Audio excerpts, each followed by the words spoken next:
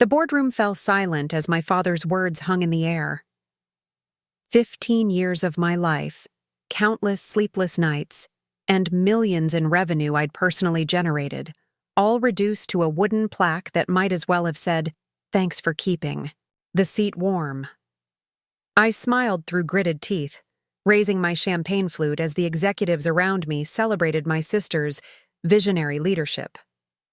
Nobody noticed my hand trembling, or the plans already forming in my mind. They thought this was my end. Little did they know it was just my beginning. Before we jump back in, tell us where you're tuning in from, and if this story touches you, make sure you're subscribed, because tomorrow, I've saved something extra special for you. Have you ever poured your heart and soul into something only to watch someone else take the credit? I'm Alex Chen, and that's exactly what happened to me at Meridian Technologies, the software company my father started in our garage when I was just 12 years old. The day everything changed started like any other. Seattle rain tapped gently against the floor-to-ceiling windows of Meridian's downtown headquarters, an impressive contrast to the leaky roof of that garage where I'd written my first lines of code alongside Dad. Back then, we were just a scrappy two-person operation surviving contract to contract. Now, we occupied 3 floors of prime downtown real estate, employed over 200 people, and had just cleared $100 million in annual revenue. I'd arrived early as usual, reviewing quarterly projections with my coffee when my father's administrative assistant messaged me. Emergency executive meeting, 10 a.m. boardroom. No agenda attached, which was unusual, but not unprecedented. Perhaps another acquisition opportunity or a surprise client win. I didn't think much of it until I walked in and saw my sister Sophie sitting at my father's right hand, practically glowing with barely contained excitement. Dad rarely brought her to executive meetings. Her role as chief marketing officer was mostly ceremonial, a position created after she got bored with her fashion blog and decided corporate life might be more interesting. She'd spent the past 3 years cycling through departments, never staying long enough to witness the consequences of her innovative disruptions. My father, Richard Chen, cleared his throat as I took my seat. Thank you all for coming on such short notice. I've brought you here to share some news that's been in the works for some time. As COO and heir apparent, I'd been involved in every major company decision for the past decade, or so I thought. My stomach tightened as I realized this meeting was a complete surprise to me. As you know, I turn 65 next month, he continued. After much reflection, I've decided it's time for me to step back from day-to-day operations and focus on strategic advisory. This wasn't unexpected. We'd had preliminary succession discussions for years. What came next, however, hit me like a freight train. I'm pleased to announce that Sophie will be stepping into the role of Chief Executive Officer, effective immediately. The boardroom erupted in congratulatory murmurs while I sat frozen, unable to process what I'd just heard. Sophie? CEO? The same Sophie who'd once accidentally deleted our client database because the interface was too complicated? The same Sophie who'd spent the company's entire Q3 marketing budget on an influencer campaign that generated exactly 0 qualified leads. My father raised his hand, quieting the room. Alex has done tremendous work as our COO, building our operations to where they are today. He'll continue in that role, supporting Sophie as she takes Meridian into its next chapter. Supporting Sophie. Always supporting, never leading. Someone passed around champagne flutes.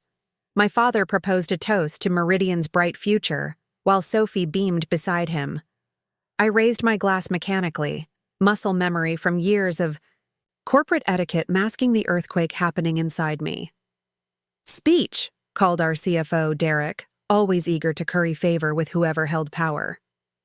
Sophie stood, smoothing her designer blazer that cost more than my first car. This is such an honor, she gushed, tossing her perfectly highlighted hair. I know some of you might be surprised. Her eyes flickered momentarily to me. But Dad and I have been planning this transition for months. Months. While I'd been securing our largest government contract to date, They'd been plotting behind my back. Meridian needs fresh vision, she continued. We've been too focused on enterprise solutions when the real growth is in consumer applications. Too concerned with stability when we should be disrupting ourselves before someone else does it for us. Each word was a knife twisting deeper. The enterprise solutions she dismissed so casually had grown our revenue by 40% year over year. The stability she mocked had earned us loyalty from blue-chip clients who valued reliability over flashy features that broke in production. "Alex," my father called, "come up here and congratulate your sister properly." The walk to the front of the room felt like crossing a minefield in slow motion. Every eye tracked me, gauging my reaction, measuring my loyalty. I fixed my face into what I hoped resembled genuine support. "Sophie," I said, turning to face our executive team. "I remember when you were 16 and Dad first brought you to the office." Gentle laughter rippled through the room. "You were so excited to help that you reorganized our entire filing system." Sophie's smile wavered slightly. She remembered what came next. "It took us 3 weeks to find the Johnson contract, which almost cost us our biggest client at the time." I paused, letting that sink in. "But that's what family does, right? We clean up each other's messes." My father's face darkened, but I wasn't finished. "To our new CEO," I raised my glass again. "May your vision be clearer than your filing system." Uncomfortable chuckles spread across the room. I returned to my seat, the bitter taste of champagne lingering on my tongue. As executives filtered out after the meeting, my father cornered me in the hallway. "That was inappropriate," he hissed, keeping his voice low. "You're supposed to be the steady one, the example." "Like the example you set?" I shot back. "Handing the company I built to someone who couldn't explain our core architecture if her life depended on it?" "Sophie has vision, charisma. She'll learn the technical details." "I doubled our government sector last year. I landed the Pentagon contract. You did your job," he cut me off. "But this company needs someone who can inspire, who can be the face of innovation. The market responds to personalities, not process improvements." The unspoken truth hung between us. I wasn't charismatic enough. Too introverted, too focused on substance over style, too much like him before he'd learned to perform for investors. "Is this because I wouldn't do the TechCrunch interview?" I asked. "Or because I questioned the Horizon acquisition?" "This is because I need to think about Meridian's future," he said with finality. "The decision's been made, Alex. Either support your sister or—" He didn't finish the threat. He didn't need to. I looked at my father then, really looked at him. The salt and pepper hair, the deep creases around his eyes, the familiar stubborn set of his jaw. For the first time, I saw him clearly. Not as my mentor and hero, but as a man whose ego had outgrown his judgment. "You're right," I said quietly. "We should all think about the future." My sudden calm seemed to surprise him, but he recovered, quickly, patting my shoulder awkwardly before heading back to the boardroom where Sophie was already holding court with our development team. I walked slowly back to my office, nodding mechanically at concerned looks from employees who'd already heard the news. My assistant, Priya, stood as I entered. "Is it true?" she asked, her expression a mixture of disbelief and indignation on my behalf. "Apparently," I said, closing my door. "Hold my calls, please, and see if you can move my lunch with Kevin from engineering to tomorrow." Once alone, I unlocked my bottom desk drawer and pulled out a folder I'd prepared 3 months ago, around the time Sophie had started attending strategy meetings she'd previously found too boring. Inside was paperwork for a new company, Ascendant Systems, my insurance policy. I'd incorporated it after overhearing a conversation between my father and our largest investor. "Sophie has that special something," Dad had said. "The X factor that turns good companies into great ones.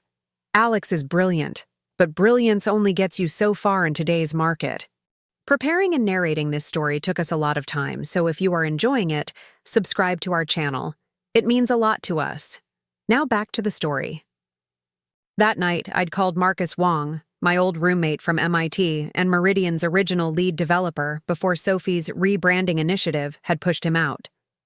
Marcus had gone on to build impressive security systems for several Silicon Valley giants. "How would you feel about getting the band back together?" I'd asked him. "But this time we control the music." Within a week, we'd secured initial funding from a venture capitalist who'd been trying to poach me from Meridian for years. Within a month, we'd leased modest office space in Bellevue, just far enough from Seattle to avoid raising suspicions. And within 3 months, we'd developed a prototype that solved the exact security challenges I knew Meridian's clients were facing, challenges Sophie had repeatedly dismissed as too niche to address. Now, staring at the cheap plaque my father had given me, "In appreciation for your service," I pulled out my phone and texted Marcus, "It's time. Execute Plan Ascendant." His response came seconds later. "Roger that, boss." They thought this was my end, my final chapter in the story of Meridian Technologies. But they didn't know about the servers running in Bellevue, about the meetings I'd had with our most valuable clients, about the team of top engineers I'd quietly recruited when Sophie's vision had alienated them. They thought this was my end. It was only my beginning.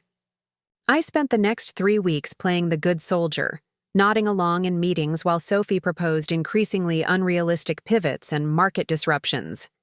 Each night I drove to Bellevue, where the real work happened. "The Pentagon wants a demo next week," Marcus told me as we reviewed Ascendant's security protocol. "They're concerned about Meridian's new direction." I wasn't surprised. The military values stability and reliability over moving fast and breaking things. Sophie's first official act as CEO had been to announce a company-wide reorganization focused on consumer applications, effectively deprioritizing the government contracts I'd spent years securing. "Are we ready?" I asked. "More than ready," Marcus grinned. "We've addressed the 0-day vulnerability their security team flagged last month, the one your sister said wasn't worth the development resources." I nodded, examining the elegant solution our team had developed. It wasn't just a patch, it was a comprehensive framework that anticipated future threats while maintaining backward compatibility. Exactly the kind of unsexy but critical innovation that had once been Meridian's hallmark. "Let's schedule the demo for Thursday," I decided, "and make sure Kevin's team has the documentation they need." Kevin Chen, no relation, had been Meridian's lead security architect until Sophie had reassigned him to the consumer apps division, a move he'd described as asking a heart surgeon to design Band-Aids. He'd joined Ascendant 2 days later, bringing 4 senior developers with him. By the time I returned to my apartment that night, it was nearly midnight. I was about to collapse. Into bed when my phone buzzed with a text from Priya. "Check your email, now." The message contained a forwarded calendar invitation to an emergency board meeting scheduled for 9 a.m. tomorrow. The agenda had one item: Meridian Horizon merger discussion. Meridian Technologies, the overvalued startup my father had been flirting with for months, the one I'd argued against acquiring because their technology was fundamentally flawed and their financials highly suspect. Sophie had obviously overruled my objections. I called Priya immediately. "What's happening?" "Sophie announced the Horizon acquisition after you left," she said, her voice tense. "They're not just buying the technology. Meridian is merging with them. Jacob Reeves will be co-CEO with Sophie." Jacob Reeves, Horizon's founder, was a charismatic serial entrepreneur with a gift for storytelling and a history of selling companies just before their fundamental problems became apparent. I'd met him twice and walked away with the same impression. Both times, brilliant salesman, mediocre technologist, questionable ethics. "How are they financing this?" I asked, though I suspected the answer. "They're leveraging everything," Priya confirmed. "The Seattle headquarters, the patent portfolio, Even the government contracts. My stomach tightened. What's the market's reaction? Stocks down 15% in after-hours trading. The enterprise clients are panicking, especially after Sophie's consumer pivot announcement last week. And the board? Split. The venture capital reps love the bold vision. The old guard is nervous but won't stand against your father. I thanked Priya and sat in the dark of my apartment, thinking. The merger would be a disaster. Horizon's technology didn't scale, their security was Swiss cheese, and their corporate culture was toxic. But more importantly, leveraging our government contracts as collateral was not just risky. It potentially violated several provisions I'd personally negotiated. I picked up my phone again and sent a text to our Pentagon contact, General Martinez. Need to discuss Meridian's situation urgently. Available tomorrow? His response was immediate. Concerns already raised on our end. Breakfast at the usual place, 7 a.m. The following morning, I met General Martinez at a quiet diner halfway between Seattle and the military installation where he was based. He looked grave as I slid into the booth across from him. "You've put me in a difficult position, Alex," he said without preamble. "Your company's instability threatens national security infrastructure." "It's not my company anymore," I replied. "Not really. Nevertheless, we've invested millions in systems that depend on Meridian's protocols. This consumer pivot and merger with a company that has known security vulnerabilities." He shook his head. "The Pentagon is preparing to invoke the stability clause in our contract." The stability clause, my insurance policy within Meridian. I'd insisted on language that would trigger massive penalties if the company made significant changes that might compromise security protocols. My father had agreed, never imagining he'd want to make such changes. "I understand," I said carefully. "But what if I could offer an alternative solution? Same protocols, same team, better security, different company." The general raised an eyebrow. "You have my attention." 2 hours later, I walked into Meridian's boardroom, precisely 3 minutes before the emergency meeting was scheduled to begin. My father and Sophie sat at the head of the table, with Jacob Reeves beside them, looking like a Silicon Valley central casting executive in his casual blazer and designer jeans. "Alex," my father nodded formally, "we were just discussing the transition timeline." "Exciting times," Jacob said, extending his hand. "Sophie tells me you'll be crucial in maintaining operational continuity while we integrate the teams." I shook his hand briefly. "Actually, I wanted to address the board about some concerns before we proceed." Sophie frowned. "We've already discussed the merger parameters, Alex. This meeting is about implementation. I think the board should hear this," I insisted, making eye contact with our longest-serving director, a former tech executive who'd backed my father's original startup. "Let him speak," the director said. I placed a folder on the table. "The Horizon merger violates the stability clause in our Pentagon contract. I've confirmed this with General Martinez this morning. Proceeding would trigger penalties of approximately $40 million. The room went silent. My father's face darkened. "Furthermore," I continued, "leveraging our government contracts as collateral without prior authorization from the relevant agencies violates Federal Acquisition Regulation 52.23223. The penalties for that would be additional and potentially criminal." Jacob's casual demeanor evaporated. "This is clearly a negotiating tactic," he said dismissively. "These regulations have workarounds." "Not these," I replied calmly. "I wrote the original contracts, structured specifically to prevent exactly this kind of instability." I turned to the board members. "There's more. Horizon's security architecture failed 3 independent audits last year. Merging their systems with ours would compromise our entire infrastructure, including systems currently protecting sensitive government data." Sophie stood up, her face flushed. "This is ridiculous. Alex is just bitter about the succession decision. The merger is going forward. Actually, I said, it isn't. I slid another document across the table.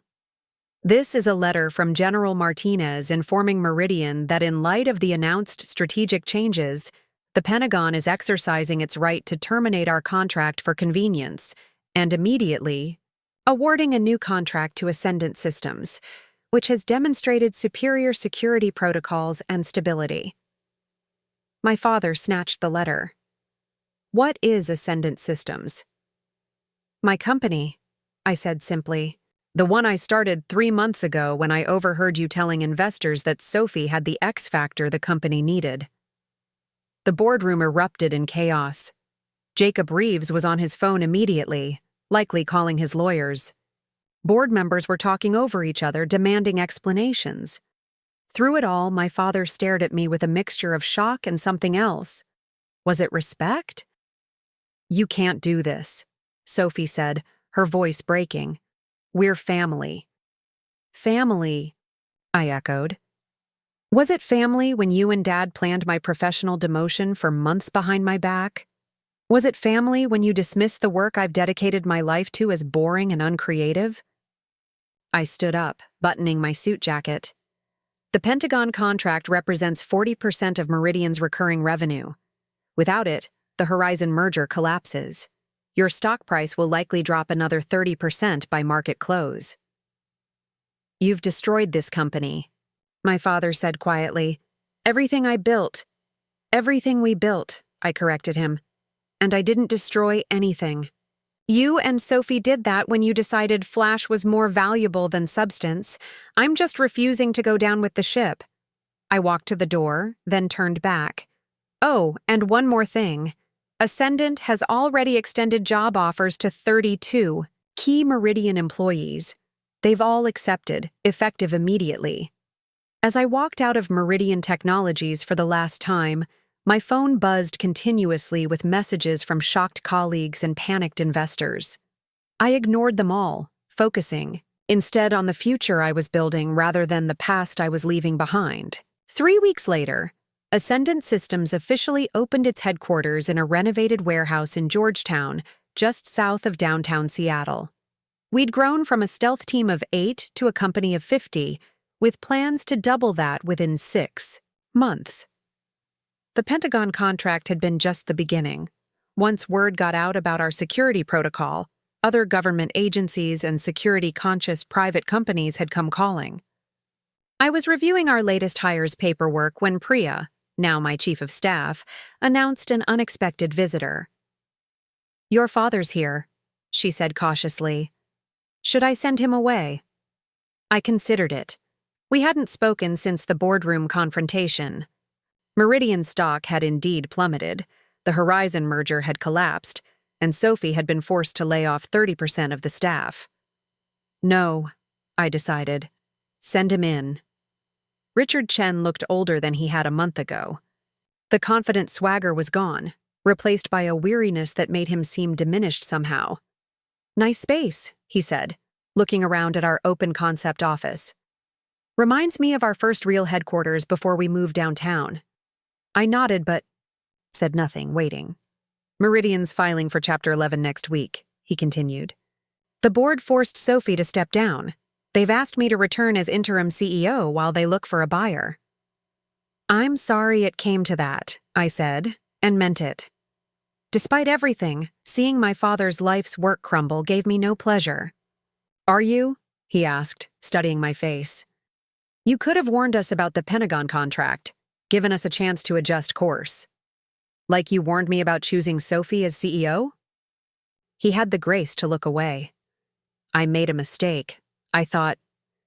He trailed off. You thought charisma would trump competence, I finished for him. You thought Sophie's ability to charm investors was more valuable than my ability to build sustainable systems. I thought you'd always be there, he admitted quietly. The reliable one. The rock. I took you for granted. We sat in silence for a moment, the weight of 2 decades of family history and business entanglement between us. What will you do now? I finally asked. After the bankruptcy? He shrugged. Retire, probably. Your mother's been asking me to slow down for years. He hesitated. Sophie's talking about starting a marketing consultancy. She's asking for my help. Of course she was. The pattern would continue. Sophie jumping to the next shiny opportunity, my father enabling her, neither learning from their mistakes. And what about you? He asked. Ascendant seems to be growing fast. We're selective, I replied. Quality over quantity, substance over flash. He nodded, understanding the implicit criticism. You always were the better businessman, he admitted. I just couldn't see it because you did it so differently than I would have. Another silence stretched between us. I didn't come here to ask for a job, he said finally. But I did come to ask if someday, when the dust settles, we might find a way to be family again. Just family, no business involved. I thought about all the years I'd sought his approval, all the nights I'd worked late trying to earn the recognition he gave Sophie so freely. I thought about the betrayal I'd felt in that boardroom and the satisfaction of finally being proven right. But I also thought about the father who'd taught me to code when I was 12, who'd believed in my abilities enough to let me rebuild his struggling company, who'd given me the foundation for everything I now knew. We'll always be family, I said finally. That's not something either of us can change, even if we wanted to. But it will take time. He nodded, accepting this partial olive branch. Time I have now, apparently. As he stood to leave, he paused by my desk. You know, in some strange way, I'm proud of you. What you did, starting Ascendant, securing the Pentagon contract. It was brilliant, ruthless, but brilliant. I learned from watching you, I replied. A sad smile crossed his face. Apparently too well. He extended his hand. Good luck, Alex. Build something better than I did. After he left, I stood at our office window, looking out at the Seattle skyline where Meridian's logo had once dominated. The company I'd helped build was falling, but from its ashes, something new was rising. My phone buzzed with a text from Marcus. Pentagon just doubled their order. We need to hire more security specialists ASAP. I texted back, approved, quality candidates only. Then I turned away from the window and back to the future I was creating. Not from revenge, but from the simple desire to build something that valued substance over style, competence over charisma, and integrity over image. Sometimes the best response to betrayal isn't destruction. It's creation. 4 months before my professional execution at that boardroom gathering, I sat in my office late one evening, reviewing our quarterly forecasts. The Seattle rain tapped against my windows as I scrolled through financial projections that told a story few others could read. Numbers never lied, unlike people, and these particular numbers were screaming a warning I could no longer ignore. My office door opened without a knock. Elena Vasquez, our brilliant chief technology officer, slipped in and closed it quietly behind her. She'd been with Meridian almost as long as I had, joining us fresh out of Stanford when we were still working from that converted warehouse in Georgetown. You're still here, she observed, dropping into the chair across from my desk. Thought I was the only one burning midnight oil. Just reviewing the leadership transition spreadsheet, I said, turning my monitor slightly so she could see. Notice anything interesting? Elena leaned forward, her brow furrowing as she scanned the document. Her eyes widened when she reached the executive restructuring section where Sophie's name was already listed as CEO designate, with a transition date set for next quarter. This can't be right, she said, straightening up. Your father hasn't announced anything about stepping down, and you're the obvious successor. Apparently not so obvious to him, I replied, closing the document. I found this buried in the strategic planning folder. They've been planning this for months. How long have you known? Elena asked quietly. I sighed, leaning back in my chair. That my father would never fully trust someone who resembles his earlier self, more comfortable with systems than socializing. Probably since I was 15. When he hired a communication coach for me while telling Sophie her natural charisma was her greatest asset. What are you going to do? I reached into my desk drawer and removed a sealed envelope, sliding it across to her. Elena opened it. Carefully, her eyes widening as she scanned the contents. Quantum Edge, she read aloud. Incorporation papers dated 3 weeks ago. She looked up sharply. You started another company? I'm preparing for the inevitable, I corrected. The quantum security architecture we discussed last year, the one my father and Sophie dismissed, as too experimental? The framework that would have revolutionized our entire security platform. Elena nodded, her eyes lighting up with the memory of the technical challenge. The one that would have put us 5 years ahead of every competitor. I've been developing it nights and weekends, I said. The prototype is ready for testing. Elena studied me for a long moment. And you want me to... Join me, I said. Simply. Be my CTO at Quantum Edge when the time comes. She glanced down at the papers again. Your father trusts me.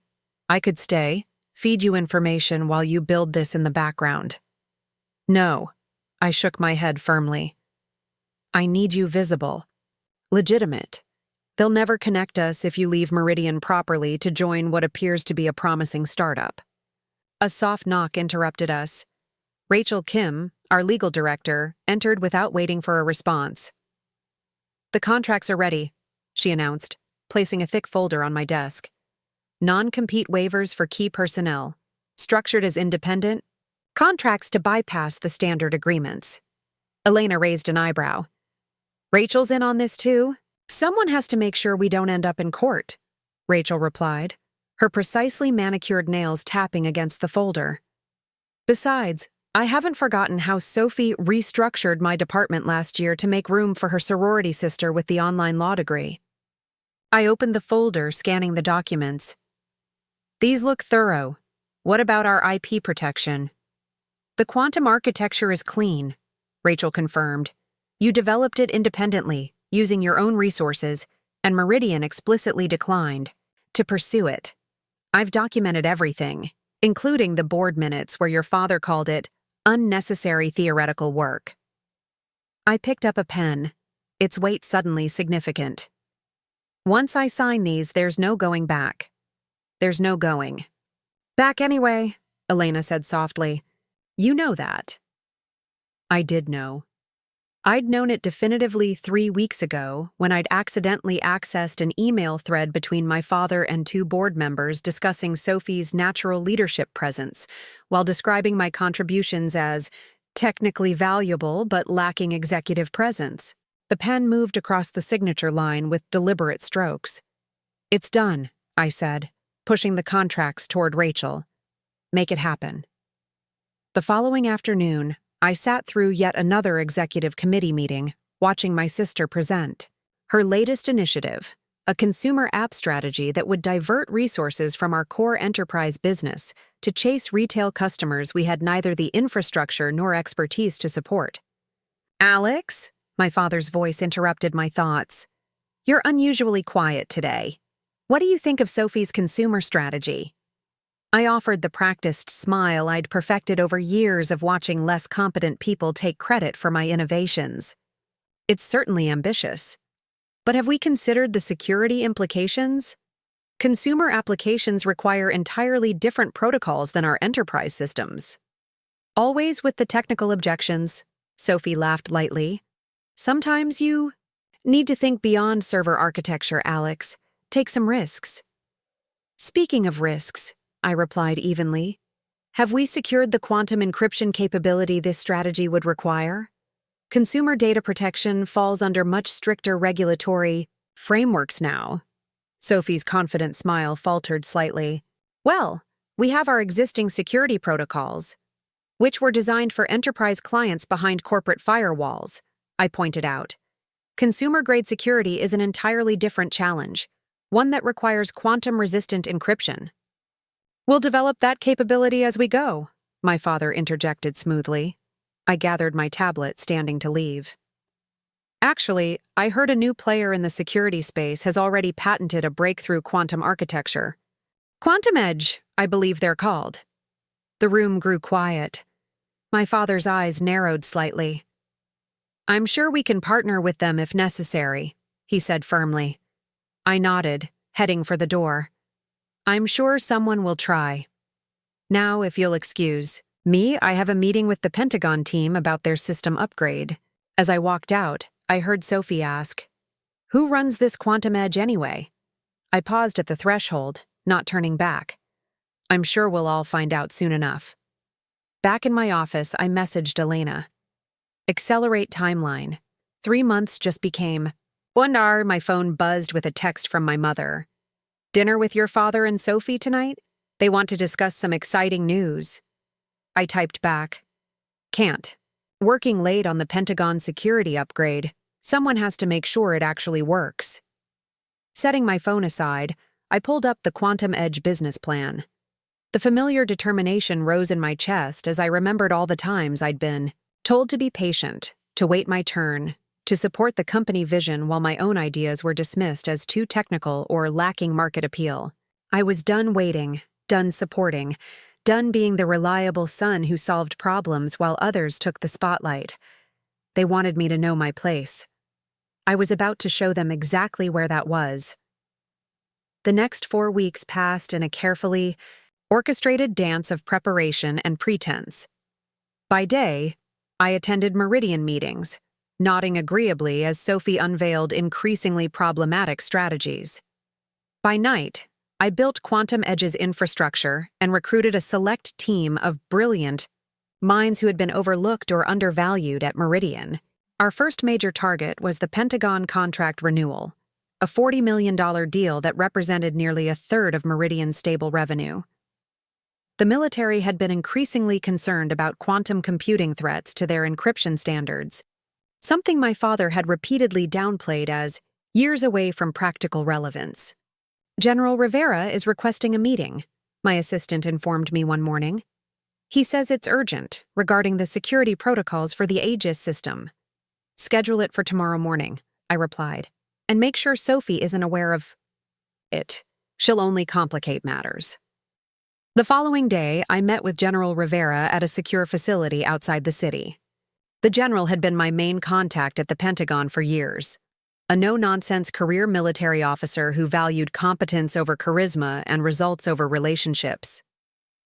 "You've put me in an awkward position, Alex," he said without preamble after we were seated in a windowless conference room. "Your company seems to be shifting priorities, based on the last quarterly briefing." "Not my decision," I replied carefully. He nodded, unsurprised. "The consumer pivot concerns us. Military systems require specialized focus, not divided attention." "I understand completely.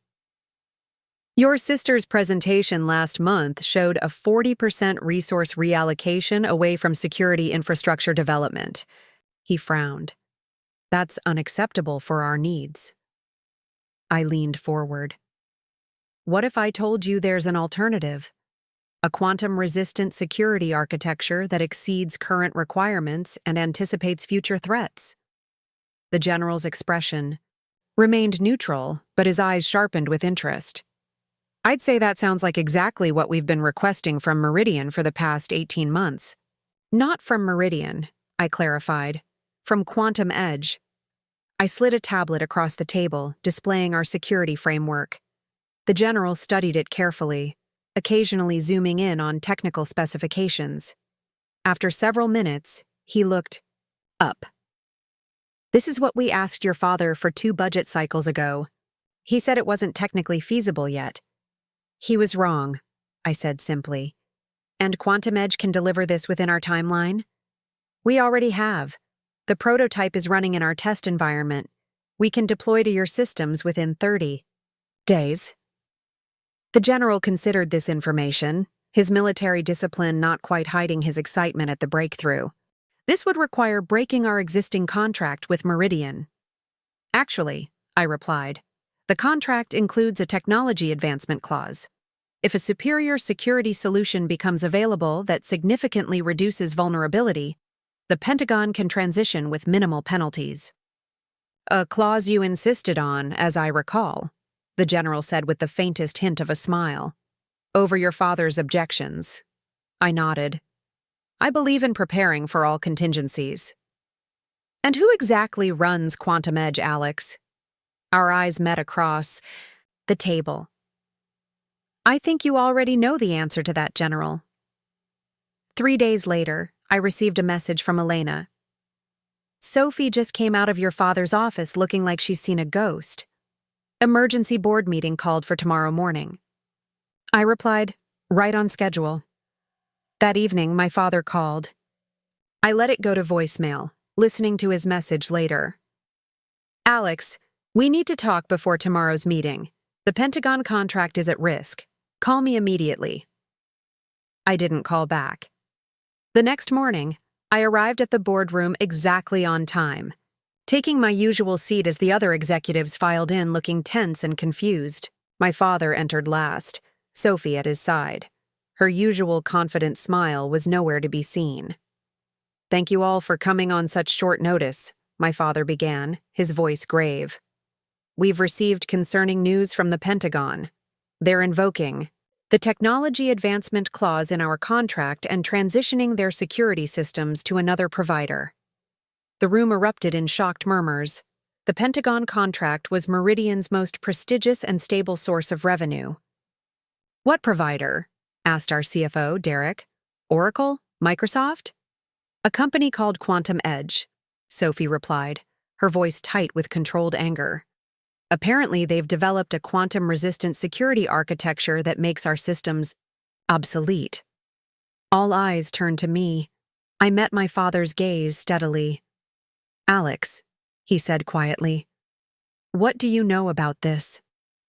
I took my time answering, arranging my tablet and water glass precisely. I know that I proposed a quantum security framework to this board 18 months ago. I know that it was dismissed as unnecessarily forward-looking and diverting resources from marketable features. And I know that Quantum Edge has successfully built what Meridian refused to prioritize. You're behind this, Sophie accused, her composure cracking. You've been working with them. I smiled slightly. Not with them, Sophie. I am them. The silence that followed was absolute. You incorporated a competing company? My father finally asked, his voice dangerously quiet. I created a solution to a critical security challenge, I corrected. One that Meridian, under your leadership, repeatedly refused to address. While working as our COO, he growled, that's a breach of your fiduciary duty. Actually, I replied, Rachel prepared a comprehensive legal opinion confirming that all development occurred on my own time, using my own resources, after Meridian explicitly declined to pursue the technology. I placed a document on the table. She was quite thorough in documenting the board's rejection of the quantum security initiative. Rachel is our legal director, Sophie snapped. She works for Meridian. Actually, she resigned last week, I corrected, as did Elena Vasquez, and 17 other key technical staff. They now work for Quantum Edge. My father's face had turned an alarming shade of red. You've been planning this for months. I've been preparing for the inevitable, I countered, just as you and Sophie have been planning my professional demotion for months. Sophie flinched slightly, confirming my accusation. The Pentagon contract represents 30% of our recurring revenue, Derek interrupted, looking pale. Without it, the consumer pivot is financially unsustainable. Perhaps Sophie's natural charisma can convince them to reconsider, I suggested mildly, echoing my father's words from that overheard conversation. You vindictive, Sophie began, but my father silenced her with a gesture. What do you want, Alex? He asked, his business negotiation voice replacing the parental tone. An equity stake in Quantum Edge for Meridian? A licensing arrangement? I stood up, straightening my jacket. Nothing.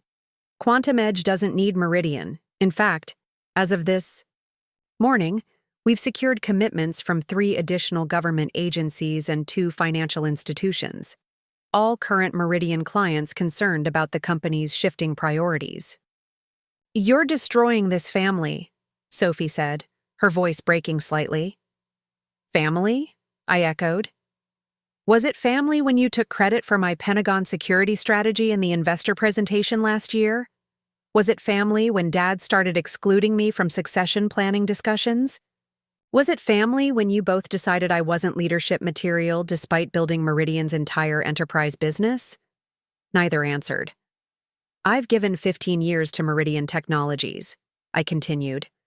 "I transformed Dad's consulting shop into an enterprise security leader, and my reward was to be sidelined for someone whose main qualification is being better at cocktail party conversation." I gathered my things and walked to the door. "The quantum security architecture was always mine to develop. You just didn't value it, or me, enough to see its potential." My father found his voice as I reached the threshold.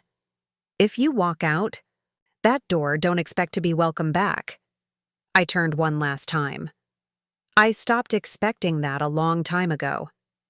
As I left Meridian Technologies for what I assumed would be the final time, I felt none of the satisfaction I'd anticipated. Just a hollow certainty that I'd done what was necessary, if not what was easy. The next 3 months passed in a whirlwind of development sprints, client presentations, and rapid expansion. Quantum Edge grew from our initial team of 20 to nearly 100 employees, many of them former Meridian staff who jumped ship as word spread about our quantum security breakthrough and Meridian's financial troubles. I rarely checked Meridian's stock price, but I couldn't avoid the headlines in the business press. Meridian Technologies loses key government contracts. Sophie Chen steps down as CEO after 3 months. Meridian announces layoffs amid strategic restructuring. Elena found me working late one evening, staring at financial projections for our next quarter. The irony wasn't lost on me. Here I was again, alone in my office long after normal business hours, surrounded by spreadsheets and technical documentation. "Some habits don't change," she observed, perching on the edge of my desk. "Still the hardest working person in the building." I rubbed my eyes, suddenly aware of my exhaustion. Someone has to make sure we don't make the same mistakes Meridian did. "Speaking of Meridian," Elena said carefully, "have you heard the latest?" I shook my head. I'd been deliberately avoiding news about my former company for the past 2 weeks. "They're looking for a buyer. Your father's back as interim CEO after Sophie's departure. The board forced him to abandon the consumer strategy and refocus on enterprise security." "Too little, too late," I muttered. "Maybe," Elena agreed. "But I also heard they've approached Westlake Ventures about emergency funding." I looked up sharply. Westlake was known for acquiring distressed tech companies, stripping their intellectual property, and discarding the remains. They'd destroy whatever was left of Meridian's culture and client relationships. "That would be a disaster for their clients," I said. "The Pentagon systems alone would take years to transition fully to new providers." Elena watched me carefully. "You still care about those systems, about the work you built there." Before I could respond, my phone rang, a number I hadn't seen in months. My father. I considered letting it go to voicemail, but finally answered on the 4th ring. "Alex Chen." "Alex." My father's voice sounded tired, older. "I need to meet with you. It's important." "I'm not interested in recriminations," I replied coolly. "This isn't about the past," he insisted. "It's about preventing a catastrophe for thousands of users who depend on systems you helped build. Please, 1 hour of your time." After a long pause, I agreed to meet him the following morning at a neutral location, a coffee shop halfway between Quantum Edge's offices and Meridian's downtown headquarters. When I arrived, my father was already there, sitting at a corner table with a cup of untouched coffee. He'd aged visibly in the 3 months since our boardroom confrontation. The confident posture was gone, replaced by the slightly hunched shoulders of someone carrying a heavy burden. "Thank you for coming," he said as I sat across from him. You mentioned a potential catastrophe, I replied, skipping the pleasantries. I'm listening. He pushed a folder across the table. Westlake's acquisition offer. I thought you should see the terms. I opened it, scanning the document quickly. My stomach tightened as I read the post-acquisition plans.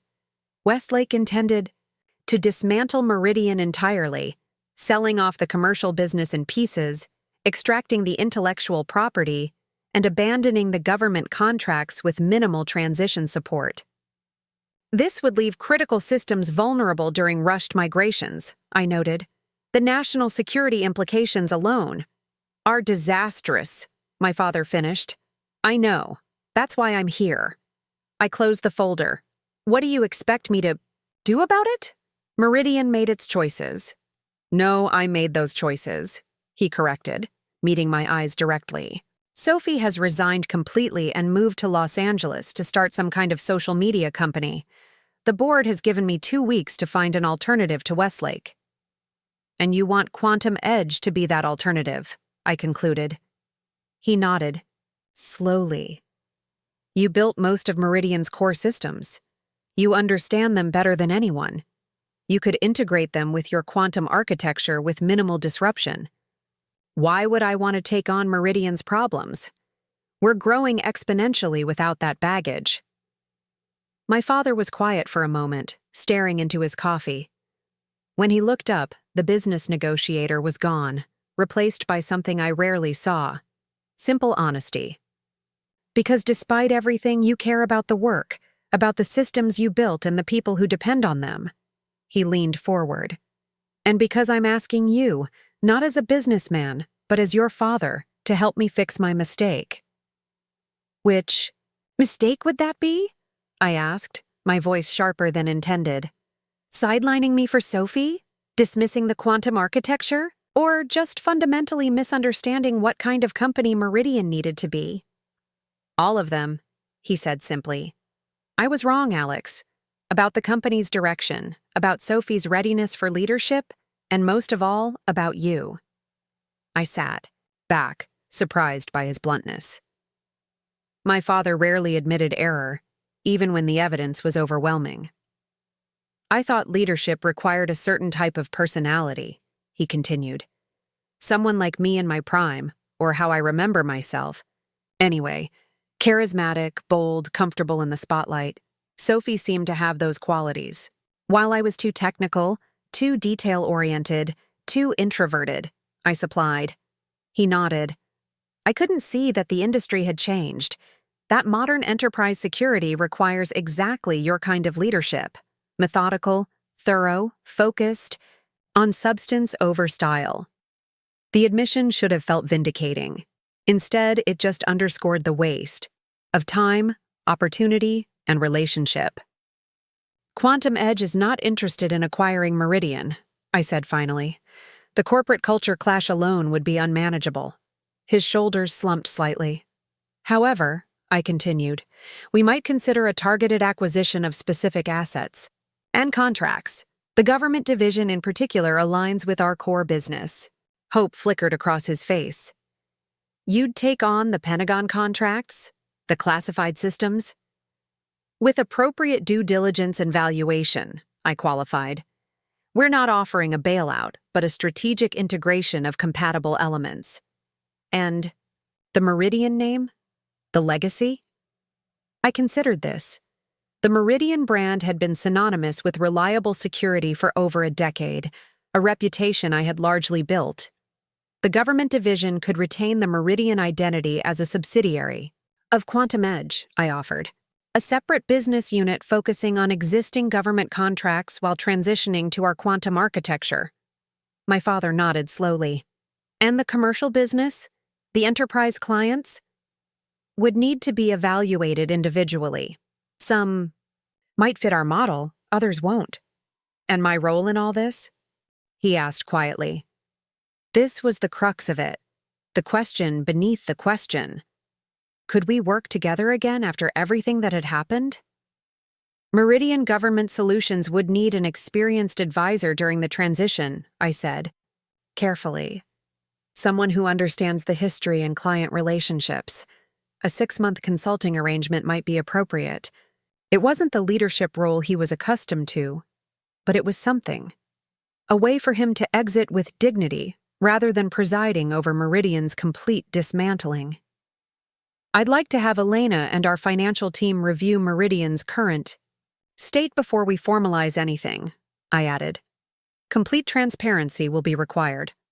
Of course, he agreed quickly. Whatever you need. As we finalized the preliminary details, I realized something had shifted between us. The power dynamic had completely reversed. Now I was the one evaluating his company's worth, determining its fate, deciding his professional future. Yet it brought none of the satisfaction I had once imagined. Just the sober recognition of responsibility. To employees who had done nothing wrong, to clients who depended on our systems, and to the legacy of innovation that preceded our personal conflict. When we parted outside the coffee shop, my father extended his hand formally. I hesitated only briefly before shaking it. "I know this isn't forgiveness," he said quietly. "But is it perhaps a beginning?" I didn't have an answer for him then. The wound was still too fresh, the trust too thoroughly broken. "It's a business decision," I replied instead. "One that makes sense for Quantum Edge and for national security infrastructure." He nodded, accepting this limited olive branch. "That's more than I had yesterday." As I watched him walk toward his car, his posture straighter now, some of the burden lifted, I wondered if business was truly all that remained between us. 15 years of working side by side, of building something remarkable together, couldn't be entirely erased by 3 months of conflict, no matter how bitter. Elena was waiting in my office when I returned to Quantum Edge. "How did it go?" she asked, studying my expression. "We're acquiring Meridian's government division," I replied, settling behind my desk. "I need you to lead the technical due diligence team." She raised an eyebrow. "Not what I expected. I thought you were done with Meridian for good." "I'm done with what Meridian had become," I clarified. "But the systems we built, the clients who depend on them, they deserve better than a hasty transition to inferior security under Westlake's ownership." Elena nodded slowly. "And your father? Is he part of this acquisition?" 6-month consulting arrangement for the transition. Nothing more. "And after that?" I looked out my office window at the Seattle skyline, the future of Quantum Edge stretching before us bright with possibility. "That depends on how well he accepts his new reality. The reality where his son, the one he'd dismissed as lacking leadership qualities, now led the most innovative security company in the industry, where his carefully built company existed only as a subsidiary of mine, where his professional legacy depended entirely on my decisions."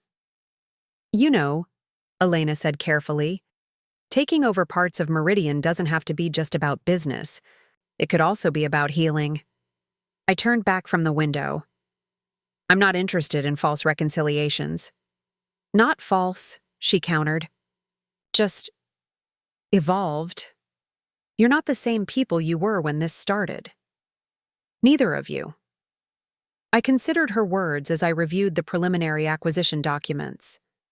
She wasn't wrong. The Alex who had sat in that boardroom watching Sophie's promotion would never have imagined running his own successful company 3 months later. And my father, humbled by failure and forced to acknowledge his mistakes, was not the same man who had so casually dismissed my contributions. Perhaps there was something to build there, not the old relationship of unmet expectations and quiet resentment, but something new. Something based on professional respect rather than family obligation. The next morning, I called my father with our initial terms for the Meridian acquisition. The conversation was strictly business, valuations, integration timelines, employee transitions. But at the very end, almost as an afterthought, I added, "Mom mentioned she's been wanting you to take her to that cooking class series at Bellevue Community College. The 6-month consulting role should leave you time for that now." A brief silence, then. She'd like that. Maybe you could join us sometime if you're not too busy running the security industry. It wasn't forgiveness, not yet. But perhaps it was, as he had suggested, a beginning. The acquisition of Meridian's government division progressed with methodical precision over the next 6 weeks. My team conducted thorough due diligence, uncovering both concerning liabilities and unexpected assets. The Pentagon contracts were even more valuable than we had initially estimated, with renewal options that could triple their value over the next 5 years. The technical integration challenges were substantial but manageable, a complex puzzle that energized our engineering teams rather than daunting them. I maintained a carefully professional distance throughout the process, delegating most direct interactions with Meridian's executives to Elena and our CFO, Michael Wong. My father attended key meetings with military clients, providing context and continuity, but otherwise remained in the background. A strange reversal for someone who had dominated every room for decades. One rainy Tuesday afternoon, Elena found me in our test lab, reviewing the quantum encryption implementation for a classified communications system. Phase 1 integration plan is complete, she announced, dropping a tablet on the workbench beside me. We can begin migrating the Aegis platform next week. I nodded, scanning the migration timeline. Have you briefed General Rivera? Yesterday. He's relieved we're preserving the core functionality while enhancing the security protocols.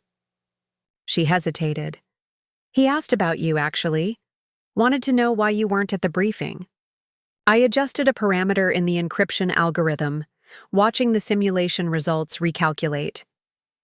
I'm more valuable optimizing the technical implementation than making small talk with generals.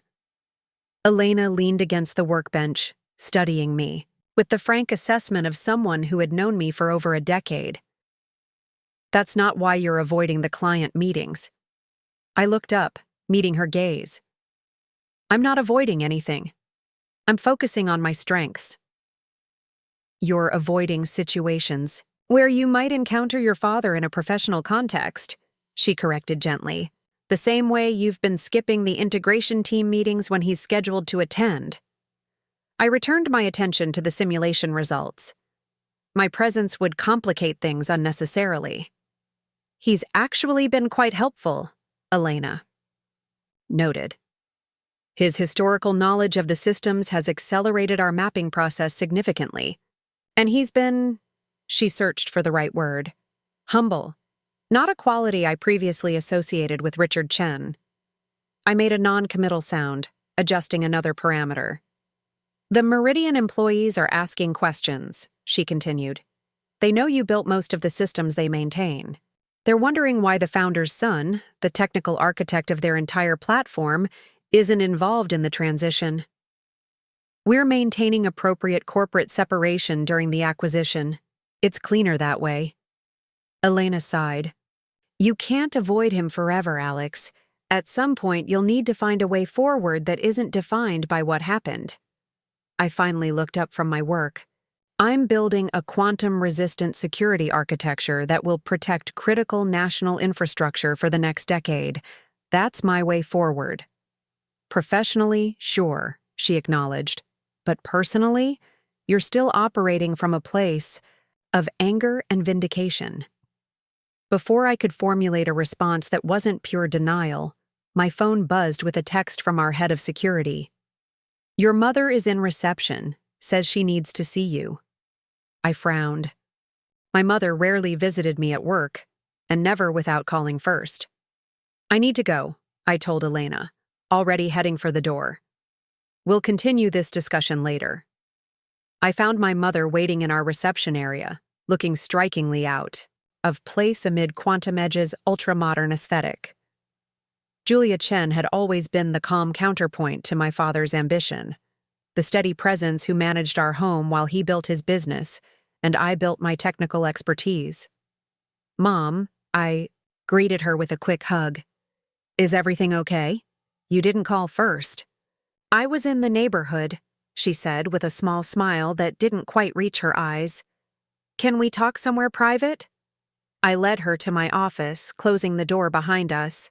She took in the space with a mother's assessing gaze, noting the minimal decoration, the 3 monitors displaying code and financial projections, the couch that showed signs of too many nights spent working instead of going home. You're working too hard, she observed, touching a coffee mug that held pens instead of beverages, just like your father used to. The comparison stung more than it should have. I'm running a company during a major acquisition. It requires attention. She nodded, settling into the chair across from my desk. That's actually why I'm here. This acquisition, taking over parts of Meridian, it's bringing up a lot for your father. I maintained a neutral expression. The transition consulting agreement is time-limited. 6 months, then we can all move forward separately. Is that what you want? She asked directly. To move forward separately? To permanently sever your relationship with your father over a business decision? He didn't just make a business decision, Mom. He systematically undermined me for years, then handed the company I built to Sophie because she reminds him of himself. Then he acted surprised when I refused to stay and keep the machinery running, while she drove it off a cliff. My mother's expression remained calm, but her eyes reflected a deep sadness. I'm not defending his choices, Alex. But I am asking you to consider whether permanent estrangement is the outcome you really want. I swiveled in my chair, looking out at the Seattle skyline. What I wanted was for him to see my value, to recognize that I was building something extraordinary at Meridian. Instead, he saw only what I lacked: his charisma, his easy charm with investors, his comfort in the spotlight. He sees it now, she said quietly. Far too late, with far too much damage done, but he does see it. I turned back to her. Because I forced his hand. Because I built something he couldn't ignore or dismiss. Yes, she agreed. And that was necessary, both for him to recognize his mistake and for you to step fully into your own capabilities. But what comes next doesn't have to be defined by that conflict. What exactly are you suggesting? I asked, though I suspected I already knew. Have dinner with us, she said simply. Not a business meeting, not a negotiation, just a family dinner. With Sophie, too? I couldn't keep the edge from my voice. Sophie's in Los Angeles. Something about a social media consultancy. She waved a hand dismissively. Just you, me, and your father, and your... I was silent for a long moment, weighing the request against my still raw feelings. Part of me wanted to refuse outright, to maintain the clean separation between my new life and the family dynamics that had constrained me for so long. But another part recognized the cost of that separation, not just to my parents, but to myself. One dinner, I finally agreed, but not at the house, somewhere neutral. Relief softened her features. There's that new place on Lake Union you mentioned wanting to try last year, with the molecular gastronomy menu. The fact that she remembered this small detail, a restaurant I'd mentioned in passing months ago, reminded me that while my father had often failed to see me clearly, my mother rarely had. Thursday at 7, I decided. I'll make the reservation. She stood, gathering her purse. Thank you, Alex. This means more than you know. After she left, I sat staring at my computer screens without really seeing them. Elena's words echoed in my mind. You're still operating from a place of anger and vindication. She wasn't wrong. Despite Quantum Edge's success, despite the acquisition that proved my technical vision had been right all along, I was still defining myself in opposition to my father's dismissal. Was that sustainable? More importantly, was it what I wanted for the next decade of my life? Thursday evening arrived with unseasonable clarity, the persistent Seattle clouds parting to reveal a spectacular sunset over Lake Union. The restaurant occupied the top floor of a renovated warehouse, its glass walls offering panoramic views of the water and the city beyond. I arrived 15 minutes early, a habit formed through years of preparing for every contingency. My parents arrived precisely on time, my father looking uncomfortable in casual attire after decades of business suits. My mother had clearly put effort into the evening, wearing a dress I'd given her last Christmas and the pearl earrings that had been her own mother's. The maitre d' led us to a corner table with particularly stunning views. An awkward moment followed as we settled into our seats and accepted menus, the weight of unspoken history making even these simple actions feel laden with significance. "The chef here trained at El Bulli," I offered, breaking the silence. "His deconstructed seafood dishes are supposed to be remarkable." "Your mother has been talking about this place for months," my father said, his voice carefully neutral. "Ever since you mentioned it." The conversation remained cautious through our appetizers, my mother carrying most of the weight with updates about family friends and community activities. My father spoke little, watching me with an intensity that would have felt invasive, if not for the uncertainty I detected beneath it. It wasn't until our main courses arrived that he finally addressed the elephant in the room. "The Pentagon implementation is proceeding well," he said, setting down his fork. "General Rivera speaks highly of your team's expertise." "We're on schedule and under budget," I confirmed, maintaining the professional distance that felt safest. "The security upgrades have exceeded initial performance projections." My mother shot us both a look. "This isn't a business dinner, remember?" My father nodded, looking momentarily chastened. He took a sip of water, then tried again. "Your mother tells me you've been taking flying lessons." The personal nature of the question surprised me. "Just simulator training so far. It's a different kind of problem solving." "Your grandfather was a pilot," he noted, "before he started the hardware store." This was news to me. "You never mentioned that." A flicker of regret crossed his face. "There's a lot I should have mentioned over the years." The simple acknowledgement opened something between us, not forgiveness exactly, but perhaps a willingness to see beyond the recent conflict to the longer history we shared. "Why did you really choose Sophie?" I asked, the question emerging before I could reconsider. Was it just about her communication style, or was there something fundamentally lacking in me? My mother tensed, but my father held up a hand gently. "It's a fair question," he told her before turning back to me. "It wasn't about what you lacked, Alex. It was about what I thought I needed to be, what I thought a CEO had to be. Charismatic, extroverted, comfortable in the spotlight," I supplied. "Yes," he acknowledged. "But more than that, I thought leadership meant being the person everyone pays attention to, the one who inspires through force of personality. I couldn't see that the industry had evolved beyond that model. Modern enterprise security requires methodical precision and technical depth," I noted, "not inspirational speeches."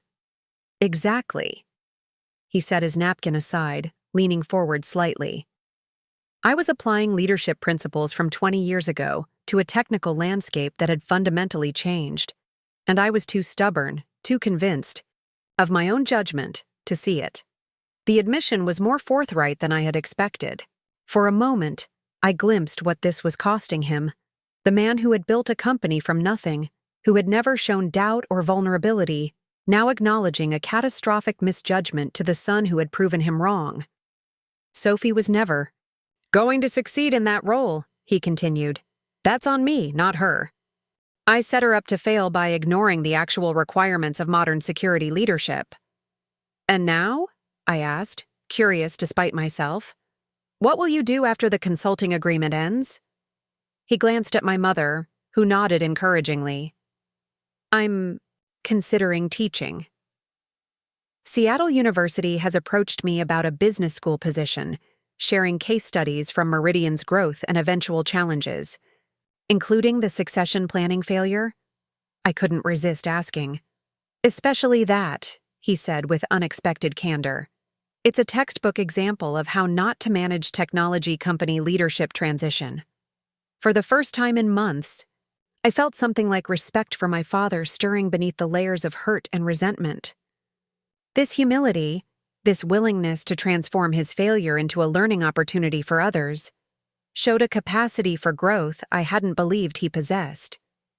The conversation shifted to lighter topics through dessert, and when we parted outside, the restaurant, the goodbye was warmer than I had anticipated. My mother hugged me tightly, whispering, "Thank you," against my shoulder. My father extended his hand, then hesitated before pulling me into a brief, somewhat awkward embrace.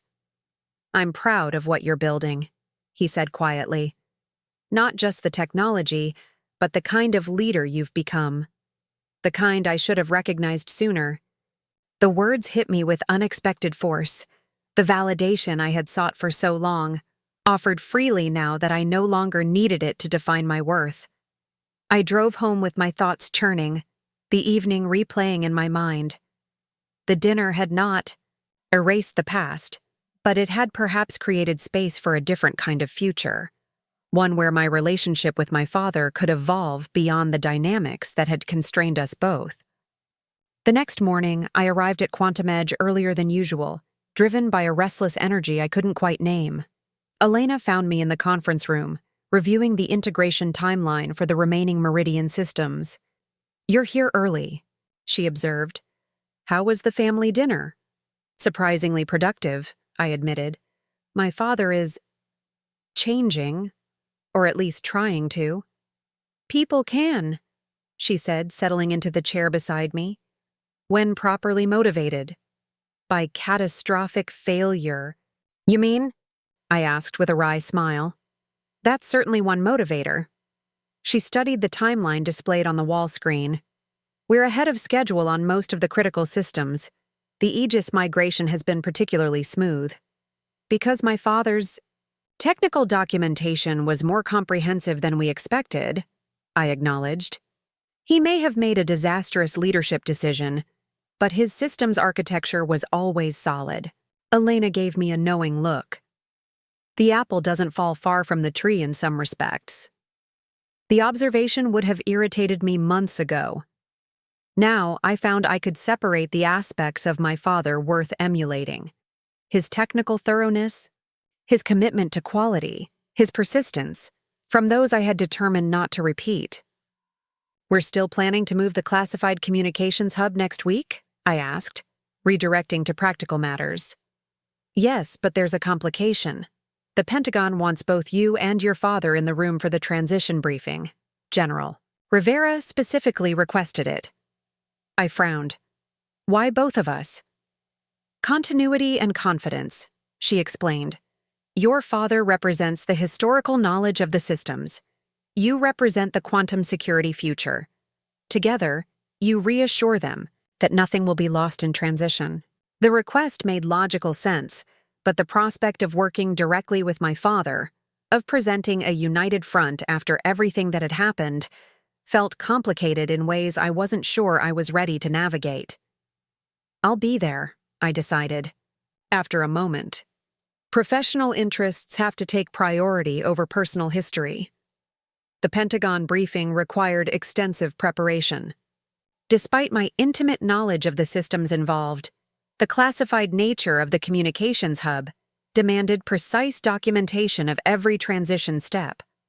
I spent the weekend immersed in technical specifications and security protocols, leaving little time to dwell on the interpersonal dynamics awaiting me.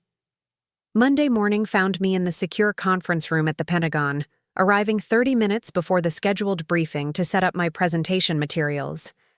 I was reviewing my notes when my father entered, carrying a well-worn leather portfolio I recognized from countless Meridian meetings. "Alex," he greeted me with careful formality. "I reviewed your transition documentation. The quantum implementation is even more elegant than I anticipated. We've simplified the user authentication while strengthening the underlying encryption," I explained, somewhat surprised by his technical focus. "The system will feel familiar to operators while providing exponentially stronger protection." He nodded, setting his materials on the table. I took the liberty of preparing some historical context on the system evolution. The original architecture decisions might provide useful background. I accepted the folder he offered, scanning the neatly organized documentation. It was thorough and relevant, focusing precisely on the aspects of the system history that would matter for our presentation.